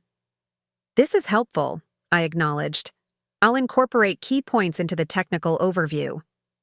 We worked side by side for the next 20 minutes, calibrating our presentations to provide a seamless narrative. The tension I had anticipated was present, but muted, overshadowed by the shared technical language that had always been our strongest connection. General Rivera arrived with his team precisely on schedule. The briefing proceeded with military efficiency, my father providing historical context and system background before I detailed the quantum security implementation and transition timeline. We fielded questions as a coordinated unit, each deferring to the other's expertise when appropriate. "Impressive work, gentlemen," the general concluded as we wrapped up. "The continuity you've maintained while advancing the security posture is exactly what we needed." As the military personnel filed out, I began gathering my materials. My father lingered, seemingly reluctant to end our unexpected collaboration. "We make a good team," he observed quietly. "Always did, when it came to the technical fundamentals." I paused, considering his words. The problems were never technical, between us. "No," he agreed. "They were about recognition, respect, and trust, all areas where I failed spectacularly." The blunt acknowledgement disarmed my practiced defenses. "You had a vision for Meridian that didn't include me at the helm. I've built a different vision with Quantum Edge." "A better one," he admitted. "More aligned with where security technology is actually heading." He closed his portfolio carefully. "I've been thinking about our consulting arrangement. It's working well from our perspective," I said, reverting to professional language. "Your historical knowledge has accelerated the transition timelines significantly." "I'd like to propose an adjustment," he continued. "Rather than completing the full 6 months in a general advisory capacity, I'd prefer to focus exclusively on documenting the evolutionary architecture of the systems, creating a comprehensive, technical history that your team can reference long-term." The suggestion surprised me. "That's significantly more technical and less visible than your current role." "Yes," he nodded, "but potentially more valuable to Quantum Edge's long-term success, and it plays to my actual strengths rather than my perceived ones." I considered the proposal, recognizing both its practical merit and its symbolic significance. My father was voluntarily stepping further back, removing himself from client interactions to focus on behind-the-scenes documentation work, reversing the spotlight-seeking behavior that had characterized his leadership for decades. "That makes sense," I agreed. "Elena can coordinate with you on the documentation priorities." "Thank you." He extended his hand, the gesture formally professional, but his eyes conveying something more complex. "Foreseeing the value in the history, even while you build the future." As we shook hands, I realized that this moment of professional respect and mutual recognition was perhaps the healthiest interaction we had shared in years. Not the forced harmony of family obligation, not the competitive tension of perceived rivalry, but the straightforward acknowledgement of complementary expertise. Back at Quantum Edge that afternoon, I found myself reflecting on the evolving nature of my relationship with my father as I reviewed system migration data. The wound of betrayal remained, but its edges were softening slightly, making space for a more nuanced understanding of the man who had shaped both my professional strengths and personal challenges. Elena interrupted my thoughts, appearing in my office doorway with an expression that immediately put me on alert. "We have a situation," she announced without preamble. "The Aegis platform migration revealed something unexpected in the core protocol." I straightened, instantly focused. "Security vulnerability?" "Not exactly." She placed a tablet on my desk, displaying a section of code I recognized immediately, because I had written it myself years ago at Meridian. It's a secondary authentication system, hidden beneath the primary protocols, one that isn't documented anywhere in the official specifications. I studied the code, memory surfacing of the weeks I'd spent developing this backup system during a particularly tense period of international cyber incidents. It's a failsafe, I explained. A secondary authentication pathway that activates only if the primary system is compromised.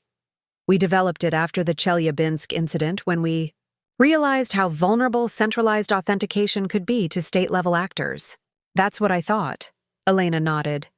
But here's the interesting part.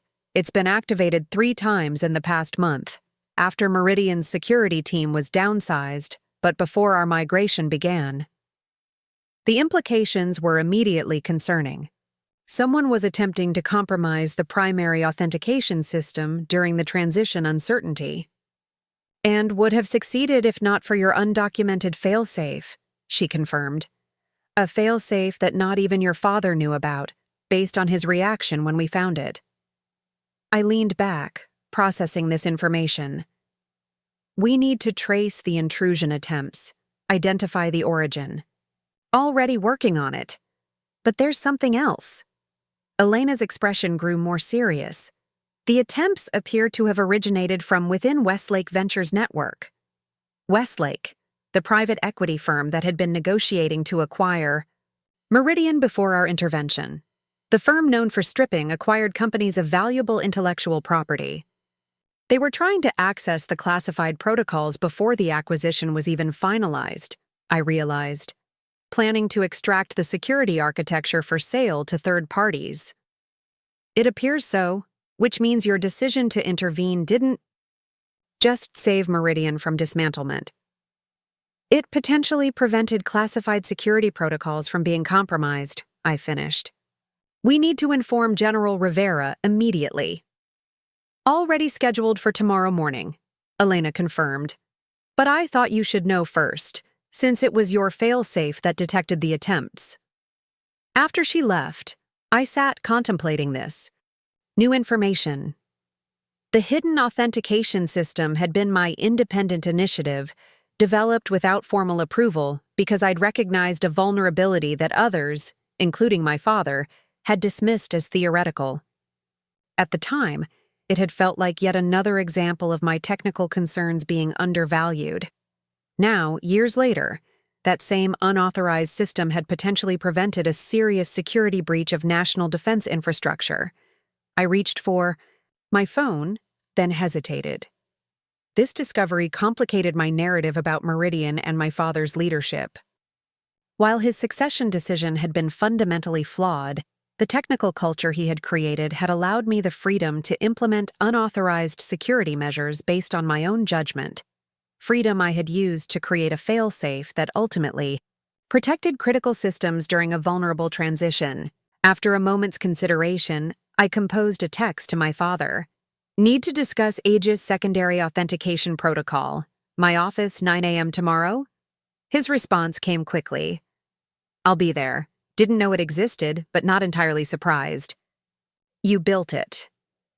The simple acknowledgement, recognition of both my initiative and his awareness of my tendencies, felt like another small step toward a new kind of understanding between us. Not the relationship we had before, certainly, but perhaps something more balanced, more honest, and ultimately more sustainable.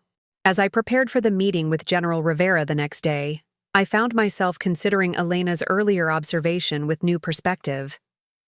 I had been operating from a place of anger and vindication, defining my success in opposition to my father's failure.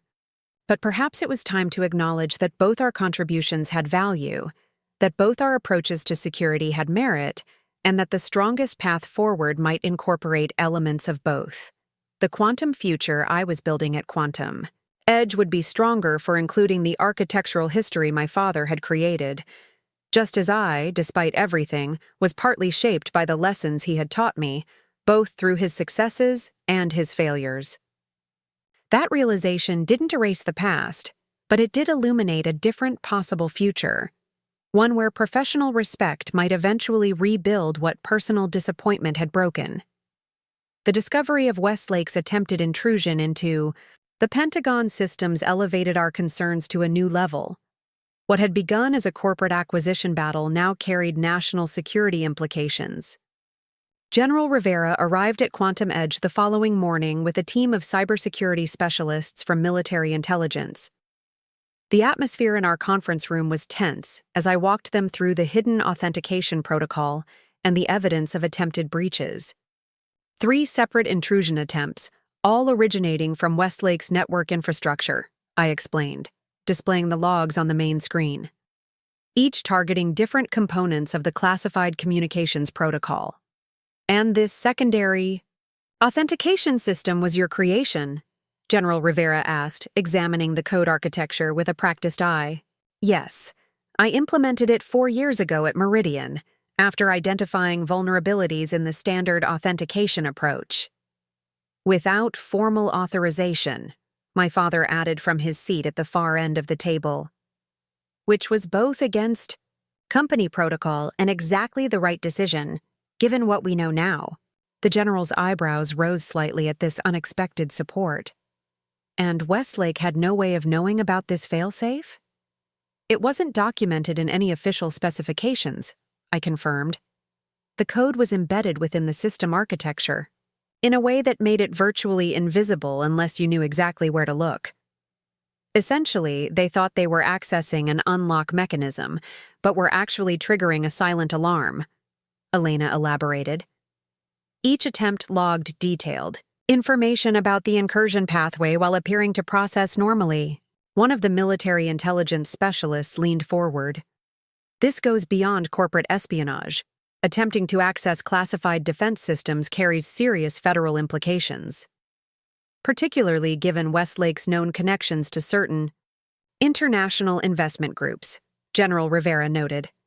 This will require a full investigation at the highest levels. As the meeting concluded, the general pulled me aside. You may have prevented a significant breach, Mr. Chen. The DoD owes you a debt of gratitude. I was just doing my job, I responded automatically. No, he countered, his expression serious. You were exceeding your job description in exactly the way security demands. That's unfortunately rare. After the military team departed with copies of our evidence, I found myself alone in the conference room with my father. The silence between us felt different than it had in recent months, less charged with resentment, more weighted with mutual recognition. The secondary authentication system, he said finally. That was during the period when I rejected your proposal for comprehensive protocol redesign. I nodded, remembering the frustration of that time. You said it was unnecessarily paranoid, that existing authentication methods were sufficient. So you built it anyway, without authorization, he continued, because you believed it was necessary regardless of official opinion. The vulnerabilities were real, I replied simply, whether acknowledged or not. A slight smile crossed his face. That's what makes you a better security architect than I ever was. I built systems to match specifications. You built systems to match threats, including the ones others couldn't see yet. The acknowledgement stirred something complicated within me, a mixture of vindication and an unexpected sadness for all the years we might have worked in true collaboration had he recognized this difference sooner. Why didn't you tell me about the failsafe? He asked. I considered the question seriously. Partly because you had explicitly rejected the concept, partly because security through obscurity works best when truly obscure. I paused. And partly because I was tired of fighting for recognition of threats you dismissed as theoretical. He nodded slowly, accepting this assessment without defensiveness. Fair on all counts. He gathered his notes, preparing to leave. For what it's worth, I sleep better knowing systems I helped build are now protected by security I didn't have the foresight to implement. There's a certain poetic justice in that. As he reached the door, he turned back. The documentation, project you authorized, the architectural history of Meridian systems, I'd like to include this failsafe and other undocumented security measures you may have implemented.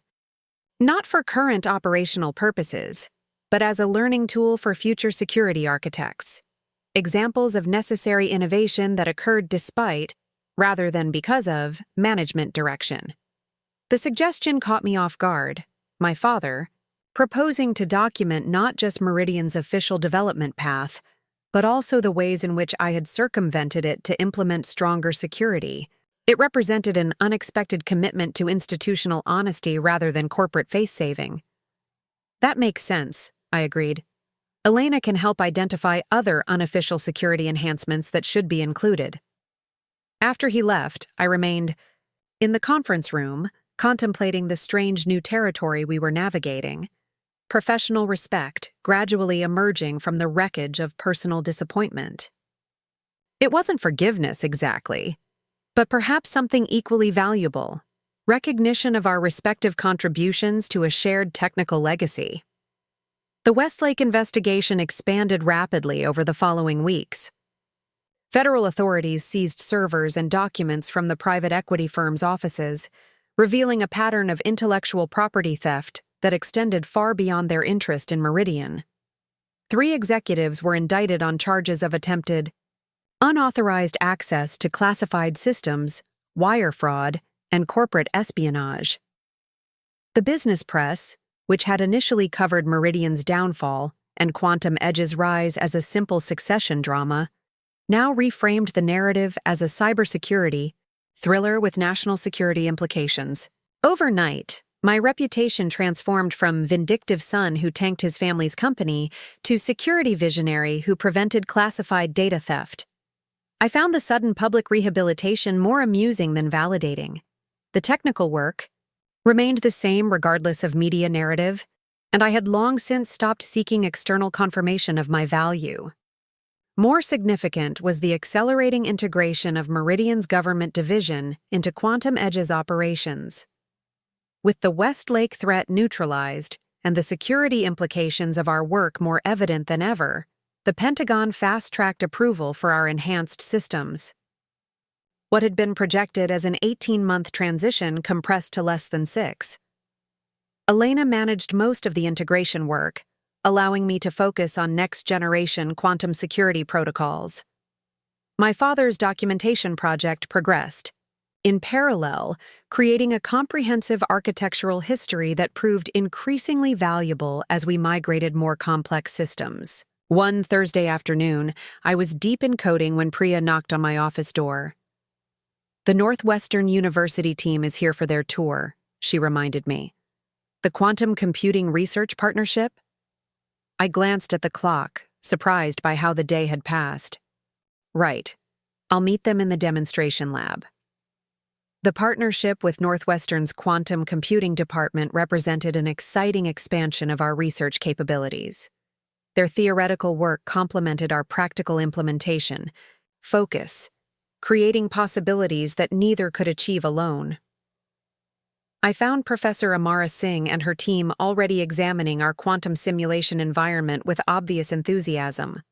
Among them was a doctoral candidate whose intense focus on the security protocol documentation reminded me powerfully of my own early days in technology. "Dr. Chen," Professor Singh greeted me warmly, "your team has been giving us a fascinating overview of your implementation architecture. The practical applications you've developed for theoretical quantum resistance are remarkable." "Theory and practice need each other," I replied. "That's why this partnership makes so much sense for both our organizations." "Absolutely," she agreed. Though I must say we were surprised to learn that Richard Chen is involved in your documentation project.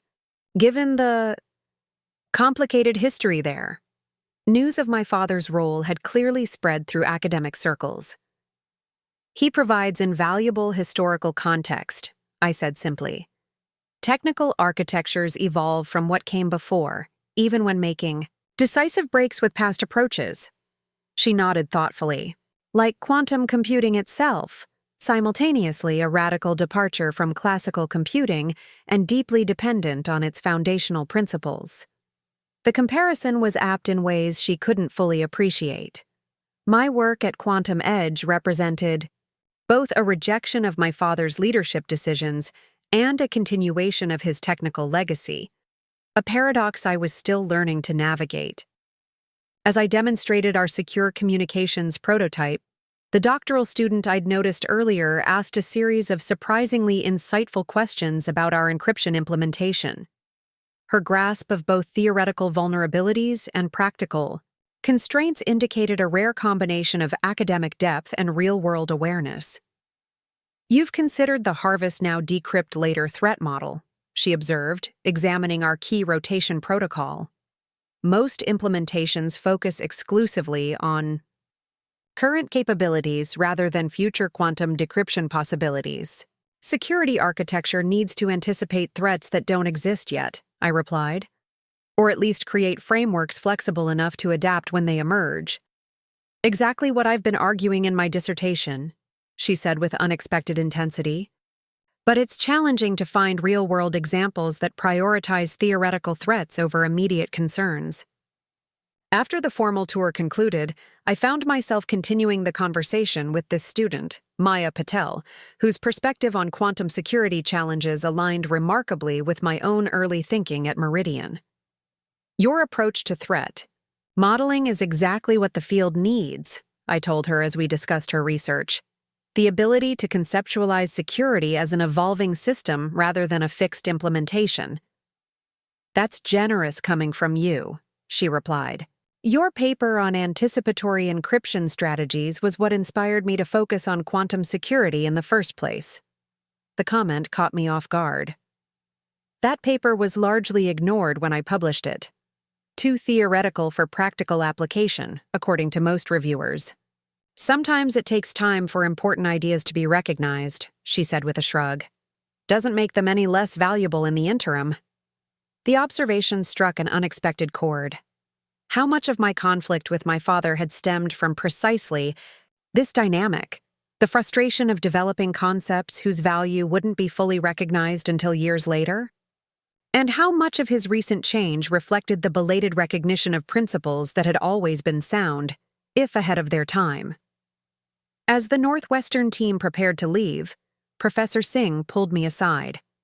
"Maya's finishing her PhD this semester. She's exactly the kind of talent you should consider recruiting. Brilliant theoretical foundation with a strong practical orientation." "I was thinking the same thing," I admitted. "Her perspective on quantum threat modeling is exceptional."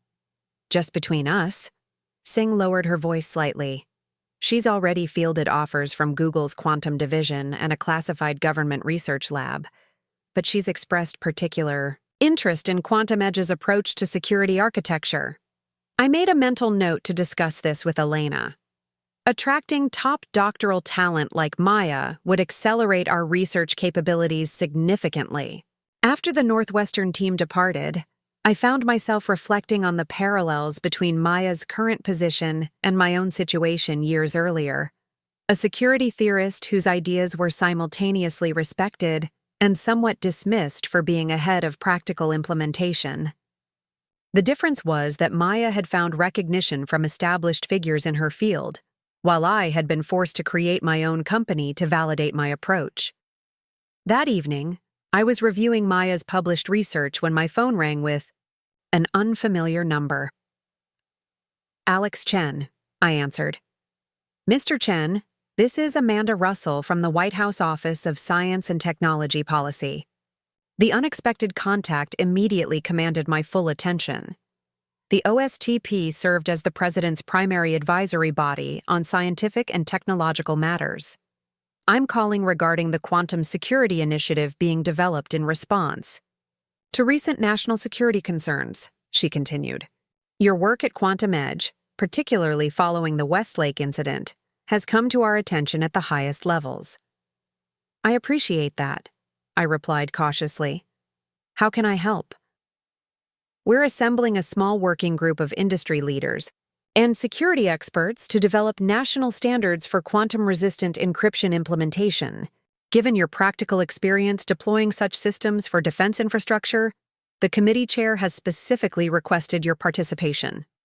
The invitation was significant, a chance to shape national policy on quantum security at a critical juncture in technological evolution. Yet I found myself hesitating, aware of the competing demands on my time as Quantum Edge continued its rapid growth. The initial meeting is scheduled for next month in Washington, Russell continued. It would involve a 2-year commitment with quarterly in-person sessions and monthly virtual meetings. That's a substantial time investment, I noted. I'd need to consider how to balance it with my operational responsibilities at Quantum Edge. Of course, though I should mention that Richard Chen has also been invited to provide historical context on enterprise security evolution. She paused. We understand there's some complexity there, but the committee chair believes both perspectives would be valuable. My father on the same advisory committee, working together at the national policy level after everything that had happened between us. The prospect would have been unthinkable just months ago. Can I get back to you tomorrow? I asked. I need to discuss this with my executive team. Certainly. Just to be clear, this is a significant opportunity to influence the national approach to quantum security standards. Your expertise would be invaluable to the process. After hanging up, I sat staring at my computer screen without really seeing it. The invitation represented exactly the kind of recognition I had once craved. Acknowledgement at the highest levels that my approach to quantum security was not merely theoretically sound, but practically essential. Yet my initial reaction wasn't the vindication I might have expected. Instead, I found myself considering the practical logistics of participating alongside my father in a multi-year policy development process. Could we set aside our personal history enough to contribute effectively to national security standards? And more importantly, should we even try? I called Elena, knowing her perspective would be both honest and insightful. The White House Quantum Security Committee? She repeated after I explained the situation. That's a significant opportunity, Alex. Quantum Edge would be helping shape the standards our entire industry will follow. Along with my father, I reminded her, for 2 years of regular collaboration. She was quiet for a moment. 6 months ago, that would have been impossible. But now? You've been working effectively on the Pentagon transition. The documentation project is going well. Maybe this is the next logical step in whatever new professional relationship you're building. It's not just about us getting along, I pointed out. It's about whether we can actually contribute effectively to national policy together. Our approaches to security have fundamental differences. Do they, though? She challenged. Or do you have more similar security philosophies than either of you recognized until recently? You both prioritize system integrity above all else. You both approach security as an evolving challenge rather than a fixed solution. Your differences seem more about timeline and implementation than core principles. Her assessment gave me pause. Was she right? Had our conflict always been more about recognition and control than about substantive technical disagreement? Talk to him about it, Elena suggested. See how he's thinking about the invitation before you make your decision. The next morning, I messaged my father asking if we could meet to discuss the White House committee. He suggested lunch at a small restaurant near Quantum Edge's offices, neutral territory that had become our default meeting location. He was already seated when I arrived, reviewing documents with the focused attention that had characterized his entire career. He looked up as I approached, and I was struck again by how much older he appeared since Meridian's downfall. Not defeated exactly, but carrying the visible weight of lessons learned too late. I'm guessing you received a call from Amanda Russell yesterday, he said after we ordered. Yes, the Quantum Security Standards Committee. He nodded. I was surprised when they contacted me. My recent history hardly makes me an obvious choice for a national advisory role. Your technical knowledge of enterprise security evolution is still valuable, I acknowledged. Few people understand the architectural progression that led to current standards as thoroughly as you do. Perhaps. He set aside his papers. The question is whether my participation would complicate your decision to accept their invitation. I told Russell I would defer to your preference on this. The statement caught me off guard, my father voluntarily stepping back, prioritizing my participation over his own. Another small evidence of the change Elena had observed. I'm still considering the time commitment, I said carefully. Quantum Edge is at a critical growth stage. Understandable. He took a sip of water. Though I've always found that policy influence at this level pays dividends that far outweigh the time investment. You think I should accept? I think national quantum security standards will be established with or without your input. Given your practical implementation experience, those standards will be stronger with your participation. He paused. But that's a separate question from whether we should both participate. I studied him across the table, trying to gauge his authentic perspective rather than what he thought I wanted to hear. And your view on that? He considered his response carefully. Professionally, I believe we could contribute effectively, together. Your forward-looking approach balanced with my historical perspective would provide valuable tension to the development process. Another pause. Personally, I would welcome the opportunity to collaborate on something meaningful after everything that's happened, but I recognize that may not be your priority. His candor deserved reciprocal honesty. I'm concerned about whether our history would distract from the committee's work, whether we could truly function as collegial experts rather than whatever we are now. Former adversaries trying to find a new equilibrium? He suggested, with the ghost of a smile. Something like that. He leaned back slightly, his expression thoughtful. The Westlake situation demonstrated that we can work effectively together when the stakes are high enough. National quantum security standards certainly qualify. That was a brief crisis response, I pointed out. This would be 2 years of regular collaboration. True. But perhaps that extended timeline is exactly what's needed. He met my eyes directly. Not to erase what happened, but to build something new alongside it. Something defined by mutual professional respect rather than personal history. The suggestion resonated more than I had expected. The past months had demonstrated that while forgiveness might remain elusive, effective professional collaboration was entirely possible and potentially valuable to both Quantum Edge and broader security standards. I'll consider it, I said finally, and let Russell know my decision tomorrow. As we finished lunch, conversation shifted to Maya Patel, the Northwestern doctoral student whose research had impressed me. I read her dissertation on quantum-resistant authentication protocols last night, my father noted. Remarkably sophisticated, conceptual framework. I raised an eyebrow. You're following quantum authentication research now? Trying to stay current with the field, even in semi-retirement, he replied. Her approach to threat anticipation reminds me of your early work. At Meridian, the security measures that seemed unnecessarily forward-looking at the time. Like the secondary authentication system that caught Westlake's intrusion attempts, I observed. Exactly like that. He gathered his things as we prepared to leave. Talent like hers should be nurtured in an environment that values theoretical insight alongside practical implementation. Not many organizations achieve that balance. The comment contained no explicit suggestion, but its implication was clear. Quantum Edge might be the ideal home for Maya's particular combination of theoretical depth and practical orientation. We're considering reaching out to her about joining our research division after she completes her PhD, I admitted.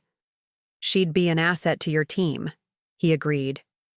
Assuming you can compete with Google's quantum division.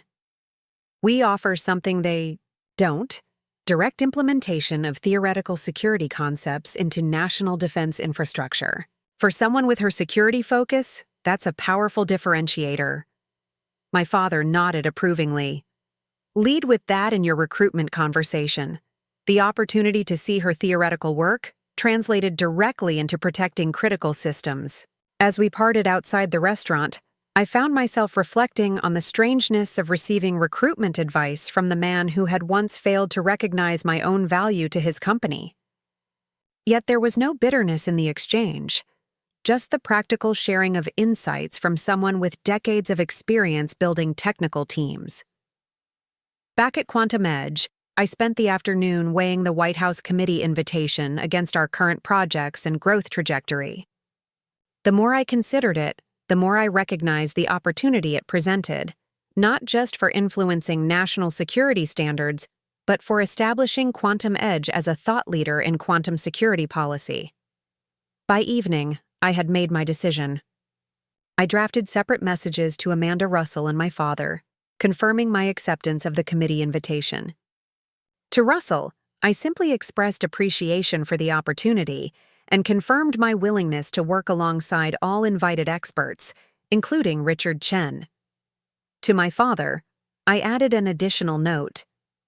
Your historical perspective will be valuable to the committee's work, as will the lessons learned from Meridian's transition challenges. I believe we can contribute effectively together while continuing to build a new kind of professional relationship. His response came within minutes. I look forward to it. Some mistakes can't be unmade, but perhaps they can be transformed into something unexpectedly valuable. The simple acknowledgement, neither seeking forgiveness nor offering easy reconciliation, reflected the careful new equilibrium we were establishing, not the restoration of what was lost, but the gradual construction of something different. Something built on clearer recognition of both our strengths and our limitations. As I prepared to leave the office, Elena stopped by with an update on the Meridian integration. Final system migration is complete, she announced. All Pentagon platforms are now running on our quantum-resistant architecture, a full 3 months ahead of schedule. That's excellent work, I acknowledged. The team has exceeded every projection. Your father's documentation was the difference maker, she noted. The architectural history allowed us to understand system evolution in ways that accelerated integration significantly. I nodded, processing this information. Has he completed the documentation project? Nearly. He's adding a final section on innovation despite constraints, essentially cataloging the unofficial security enhancements you implemented outside formal approval channels. The description made me smile slightly. A diplomatic way of documenting all the times I circumvented management directives to implement stronger security. Something like that, she agreed. Though he presents it less as insubordination and more as necessary technical autonomy within bureaucratic constraints. Actually quite insightful about the tension between organizational control and security innovation. The characterization surprised me. My father reframing my acts of technical rebellion as necessary independence rather than problematic defiance. Another small evidence of his evolving perspective. I accepted the White House committee invitation, I told her. As did my father, apparently. A quantum security standards committee featuring both Chen generations, she mused, should make for interesting policy development. That's one word for it. It's a good decision, Alex, she said. More seriously, for Quantum Edge, for national security standards, and maybe for you personally as well. It's a professional collaboration, not a family reconciliation, I clarified. Of course, she agreed easily. But professional respect can sometimes build bridges that personal history can't. Especially for two people who speak the language of systems and security more fluently than the language of emotions. Her observation was perceptive in ways I wasn't entirely comfortable acknowledging. My father and I had always connected more easily through technical concepts than personal communication. Perhaps this committee would provide a structured environment for the kind of collaboration that played to our shared strengths while minimizing our interpersonal challenges. That night, as I reviewed Maya Patel's research in preparation for a potential recruitment conversation, I found myself considering the parallels between her current position and my own journey. She stood at the beginning of her career in quantum security, developing theoretical frameworks that exceeded current implementation capabilities. I had once occupied a similar space, frustrated by the gap between what was possible and what was recognized. The difference was that I now had the opportunity to provide what I had lacked, an environment that valued theoretical insight and practical implementation equally, that saw security as an evolving system requiring both historical understanding and forward-looking innovation. Perhaps that was the unexpected gift emerging from all that had happened, the chance to create something better than what I had experienced.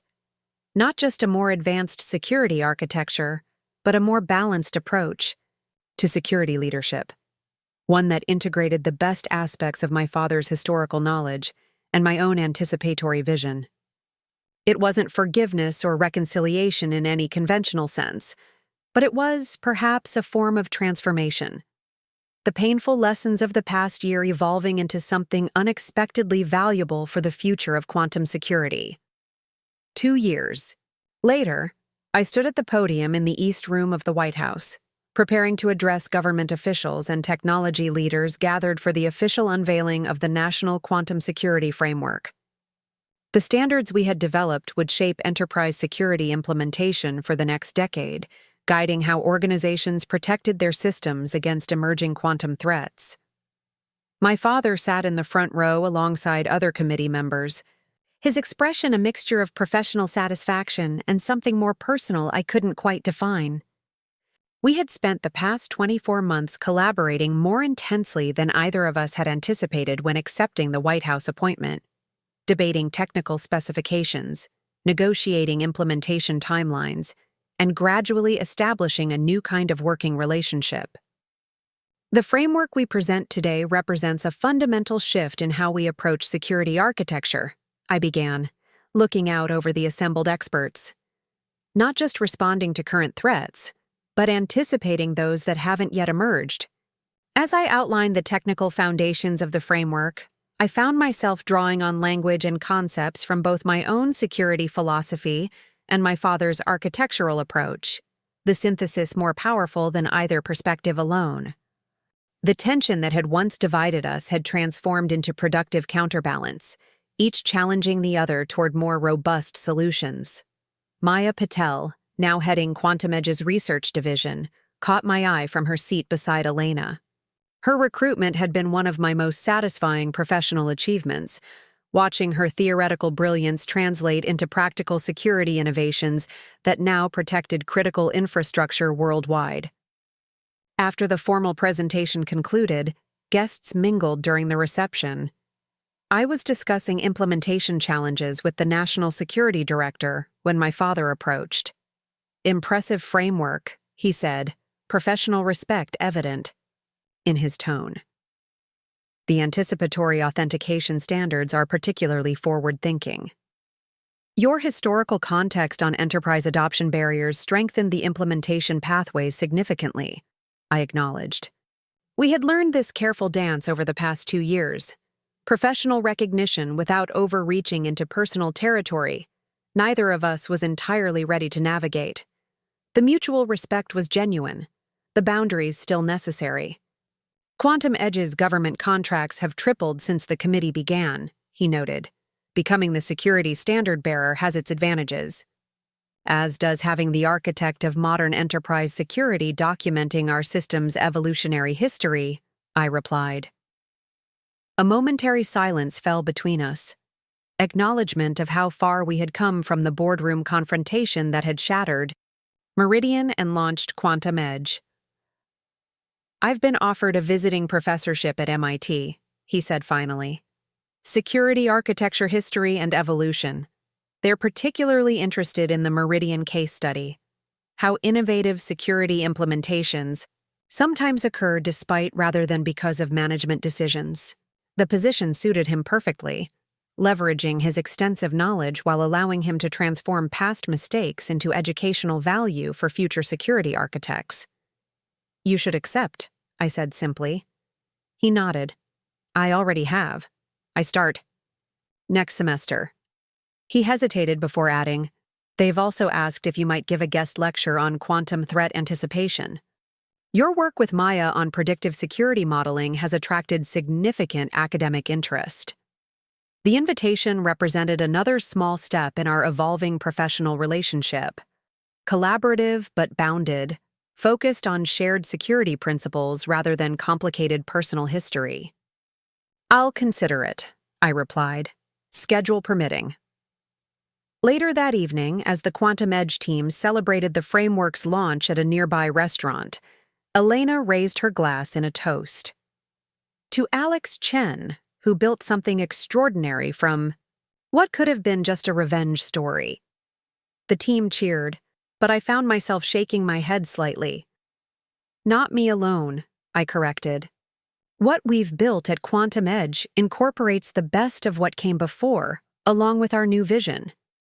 The strongest security architecture always builds on foundational elements while evolving beyond their limitations." My gaze drifted to the window, where I could see my father walking toward his hotel across the plaza. His posture was different now, neither the dominant CEO stride of his Meridian days nor the defeated slump after its collapse. Just a security architect who had made significant contributions to his field, including both successes and instructive failures. Maya followed my line of sight. "Your father's historical analysis of enterprise security evolution was critical to our research breakthrough last quarter. The patterns he identified in legacy system vulnerabilities directly informed our predictive model." I nodded, acknowledging the truth of her observation. Sometimes the most valuable insights come from understanding both what worked and what failed in previous approaches. As we continued celebrating into the evening, I found myself reflecting on the unexpected path that had brought us here. What had begun as a bitter succession battle had evolved into something no one could have predicted. Not just a successful company, but a new security framework that would protect critical systems worldwide. The wound of betrayal had not disappeared entirely. Some trust, once broken, cannot be fully restored. But alongside that reality, something new had emerged. A professional relationship built on clearer recognition of our respective strengths and limitations.